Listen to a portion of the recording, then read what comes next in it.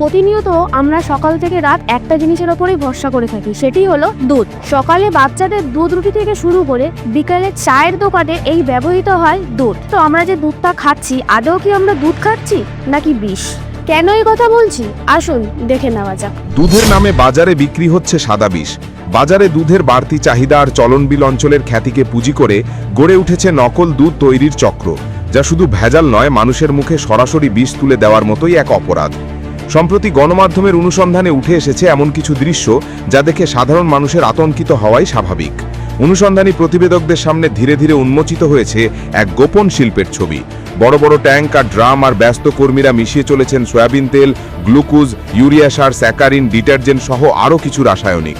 কয়েক মিনিট নেড়েচেড়ে দিলেই তৈরি হয়ে যাচ্ছে দুধের মতো দেখতে এক সাদা তরল, যাকে বাইরে থেকে দেখে প্রকৃত দুধের সঙ্গে পার্থক্য করা প্রায় অসম্ভব। এই পুরো কাজে যুক্ত আছে 80-90 জনের মতো লোক, যারা বিষয়টিকে যেন স্বাভাবিক ব্যবসা হিসেবেই দেখছেন। তাদের অনেকের মুখে একই যুক্তি, সবার তো চলেই, আমরাই বা বাদ যাব কেন? সমাজের এই অবহেলায় যেন ভেজাল দুধের বিস্তৃত শেকড়কে আরও শক্ত করেছে। আরও ভয়ঙ্কর বিষয় হলো, এই নকল পণ্য তৈরির কারখানাগুলো কোনো নির্জন অচেনা স্থানে নয়, বরং সিলিং সেন্টারের আড়ালে চালানো হচ্ছে অত্যন্ত সংগঠিতভাবে। প্রতিদিন ভোরে ট্রাক ভর্তি করে পাঠানো হচ্ছে সেসব ভুয়া দুধ দেশের বিভিন্ন অঞ্চলে। যখন গণমাধ্যমের ক্যামেরা সামনে আসে, তখন অধিকাংশ দায়িত্বশীল ব্যক্তি পালিয়ে যান, কেউ কথা বলতে চান না, যেন নীরবতার আড়ালেই লুকিয়ে রাখা যায় নির্মম এক ব্যবসার কাহিনী। এদিকে আসল দুধ উৎপাদনকারী খামারিদের যেন জীবন আরও কঠিন হয়ে উঠেছে। খাঁটি দুধ উৎপাদন করতে গেলে খরচ পড়ছে 60 থেকে 65 টাকা, আর রাসায়নিক মিশ্রিত নকল দুধ বিক্রি হচ্ছে তার চেয়েও কম দামে। ফলে বাজারে টিকে থাকা কঠিন হয়ে গেছে প্রকৃত খামারিদের জন্য।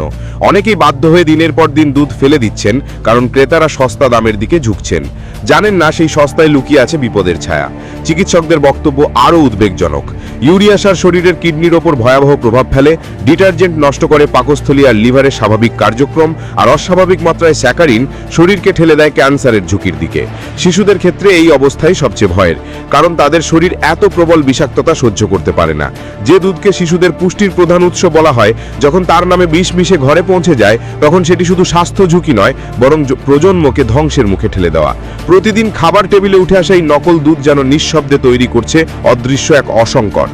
অথচ প্রশাসনিক নজরদারি থাকলে এ ধরনের নকল দুধের চক্র টেকাই অসম্ভব।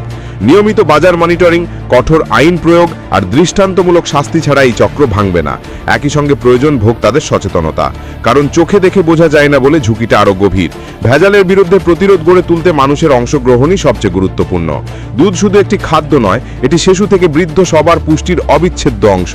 এটি নিরাপত্তার ও বিশ্বাসের প্রতীক। সেই বিশ্বাসকে যখন নকল দুধের আড়ালে ধ্বংস করা হচ্ছে, তখন বিষয়টি আর শুধু ভেজালের মধ্যে সীমাবদ্ধ থাকে না, এটি পরিণত হয় সরাসরি জনস্বাস্থ্যের হুমকিতে। তাই এখনই সময় দেরি না করে কঠোর পদক্ষেপ নেওয়ার।